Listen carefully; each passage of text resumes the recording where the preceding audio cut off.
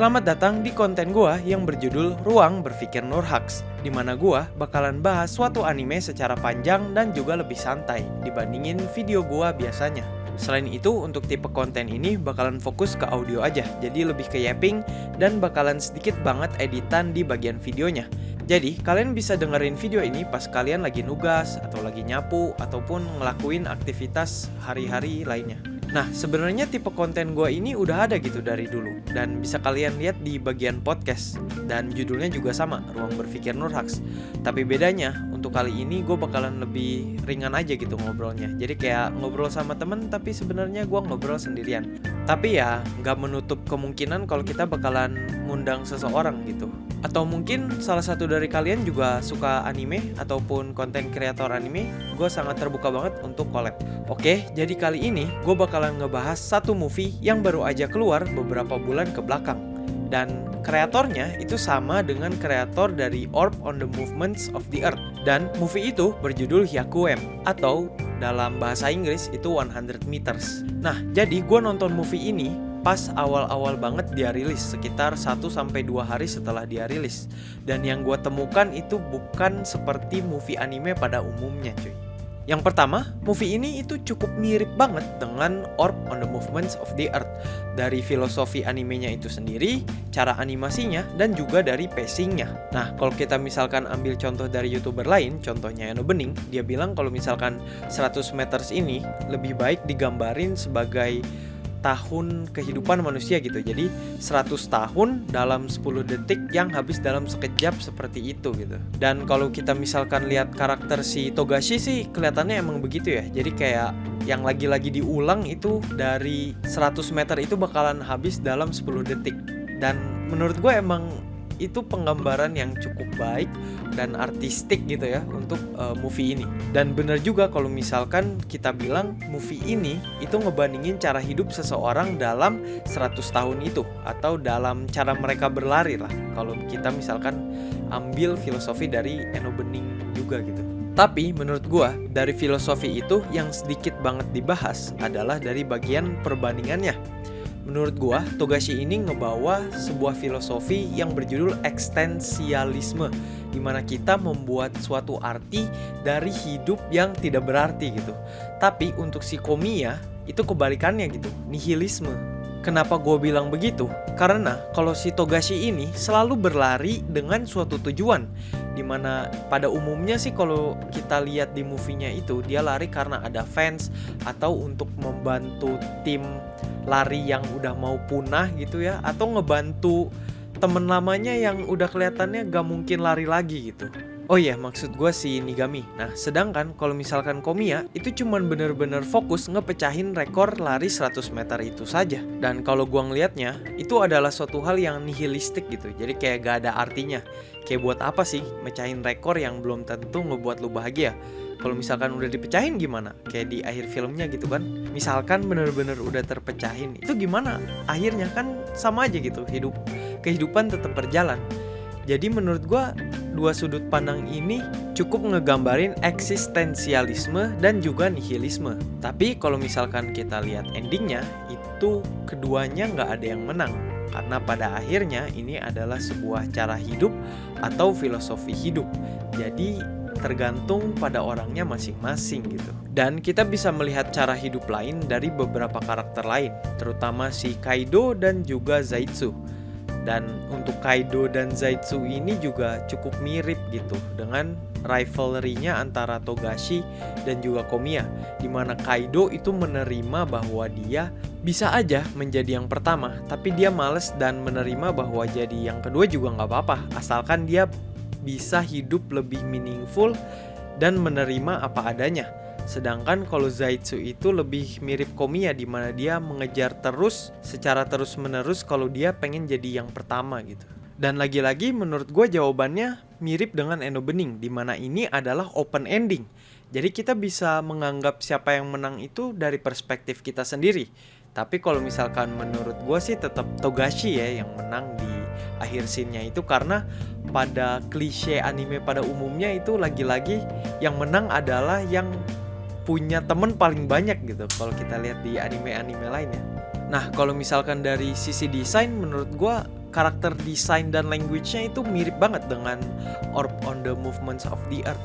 Apalagi si Togashi gitu, mirip banget sama si Rafal ya kalau misalkan dilihat.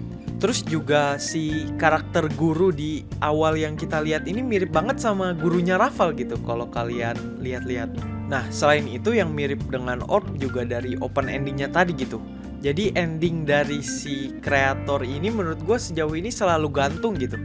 Kalau misalkan Orb itu ngegantungnya menurut gue dari sisi nasib karakternya. Kayak apakah setelah si Draka mati itu bener-bener gak ada yang ngelanjutin, atau sebenarnya kan pasti ada gitu, tapi kayak gak diliatin dan kurang dijelasin gimana akhirnya surat yang datang ke rumahnya Potocki itu bisa nyampe di situ gitu. Dan emang sebenarnya endingnya didesain seperti itu karena dari judul episodenya sendiri itu tanda tanya yang berhubungan dengan satu kata yang ngebuat gue pusing di anime Orb on the Movements of the Earth. Itu buat konten selanjutnya ya. Tapi intinya itu inti dari ngegantungnya si anime Orb ini gitu. Nah tapi kalau misalkan dari Hyakuem atau 100 meters itu ngegantungnya dari sisi siapa yang menang. Tapi emang gak ada jawabannya. Karena kalau misalkan kita ambil dari perspektif cara hidup tadi, emang gak ada satu cara hidup yang menyelesaikan semuanya gitu. Pasti ada aja cara hidup yang lebih baik untuk kondisi kita saat ini. Nah itu kan kalau misalkan dari sisi filosofi ya. Nah kalau kita sekarang bahas dari segi animasi, menurut gua movie ini tuh sangat jauh dari anime movie lainnya kayak KNY atau Chainsaw Man, dimana mereka kan full 2D gambar gitu. Nah kalau ini itu hampir 90% itu ngegunain rotoskop. Nah rotoskop sendiri itu adalah teknik animasi dimana kita ngevideoin dulu yang bakal kita animasiin, terus kita tracing atau kita gambar per frame dari video itu. Jadinya di movie itu kayak rada aneh gitu, kok larinya bisa sesmooth itu. Tapi pada nyatanya menurut gue itu cukup enak untuk dilihat dan unik gitu. Soalnya jarang banget movie yang pakai rotoskop di akhir-akhir ini tuh jarang gitu. Yang kita lihat tuh pasti animasi yang banyak bloom efeknya kayak Kimetsu no Yaiba gitu kan. Kayak banyak banget efek-efek cahaya yang ngebuat grafiknya tuh lebih bagus dibandingin anime pada biasanya gitu kan.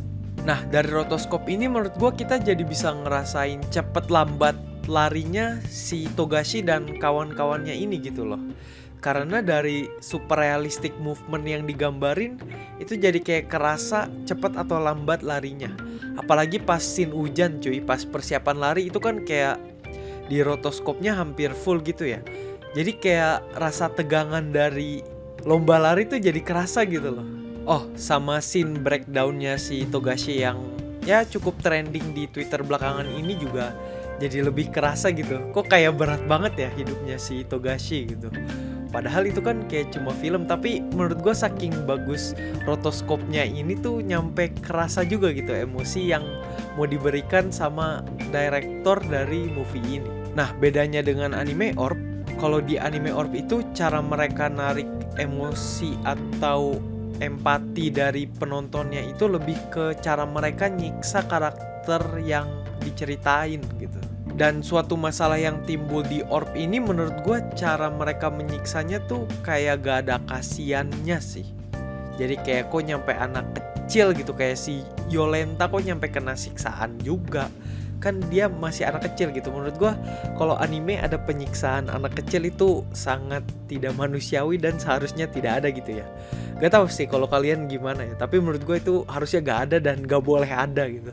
Oke, balik lagi ke animasi. Nah, kekurangan dari rotoskop tentunya ada ya. Kalau misalkan dibandingin sama cara animasi seperti biasanya itu, kalau misalkan emang tegangannya sebegitu tinggi, kadang kita juga ngerasainnya terlalu tinggi gitu. Jadi kayak yang scene hujan yang gue bilang tadi, itu bakalan terasa pressure-nya lebih gede dibandingin sama cara animasi seperti biasanya gitu. Nah, dari animasi menurut gue kita bisa bahas pacing. Jadi pacing dari movie ini tuh jauh lambat dibandingin dengan movie anime yang kita lihat sebelumnya yang deketan lagi, kayak Kimetsu no Yaiba sama Chainsaw Man. Kan kalau misalkan Chainsaw Man sama Kimetsu no Yaiba itu pacingnya cepet banget karena ingin memperlihatkan action dan juga animasi yang super keren terutama di fight scene-nya gitu. Apalagi kayak Tanjiro dan Gyu versus Akaza, terus Chainsaw Man dan temen-temennya versus Reze. Itu kan emang pengen dilihatin kerennya gitu. Dan terasanya juga lebih cepet karena emang fight-nya cepet gitu. Nah kalau misalkan Hyakuemu ini, itu karena dia banyak yappingnya kayak anime Orb. Nah itu juga salah satu hal yang cukup mirip ya. Nah karena mereka lebih banyak yappingnya, itu pacingnya lambat banget. Menurut gue itu 1 jam 46 menit gitu kalau nggak salah, yang paling lama dari semua movie yang pernah gue tonton. Karena emang mereka tuh sering ngeliatin environment dan juga cara mereka mempersiapkan suatu hal itu cukup lama dan santai gitu. Apalagi scene hujan tadi, persiapan lomba di akhir, pokoknya tuh cara mereka set up dari animasi action lari itu yang cuma bentar, itu kayak mereka tuh lama banget dan lebih banyak ngomongnya sih. Dan menurut gue itu bukan hal yang buruk, karena dari super cepet pacing dari anime-anime movie lainnya tuh ngebuat gue tenang gitu pas nonton anime ini, kayak a breath of fresh air gitu. Kayak akhirnya ada anime yang sangat santai dan gak der gitu. Dan overall kalau misalkan mau di rating sih, gue secara pribadi bakal nge-rate anime ini sekitar 8,5 atau 9 lah. Menurut gue kekurangannya itu lebih di kehidupannya si Togashi yang diceritainnya terlalu cepet gitu. Iya sih, emang dari judulnya sendiri Hyaku-M yang ngegambarin 100 tahun manusia, tapi kayak 100 tahun itu bisa digambarinnya lama men, meskipun filosofinya itu kayak 100 tahun itu lewat dengan 10 detik, tapi kayak masih bisa ngegambarin perjalanannya si Togashi dengan lebih baik aja sih kalau dari kata gua. Kayak daripada banyak shot environment, kita bisa kayak tek itu kayak ngegambarin sih kehidupannya Togashi gitu. Kan kayak bisa ngebayangin lari dengan fase-fase hidup juga gitu ya. Tapi itu cuman brainstorming random dari gua aja sih. Dan yang gue sayangin lagi adalah penggunaan lagu Rashisa yang dinyanyiin oleh Higedan di akhir itu cuman ada di ending credits gitu. Padahal menurut gue bisa digunain di tengah-tengah sih. Nah kalau misalkan mau ceritain sisi bagusnya sih, yang pertama anime ini filosofik dan artistik banget seperti yang Bang Eno bilang gitu ya di video analisanya.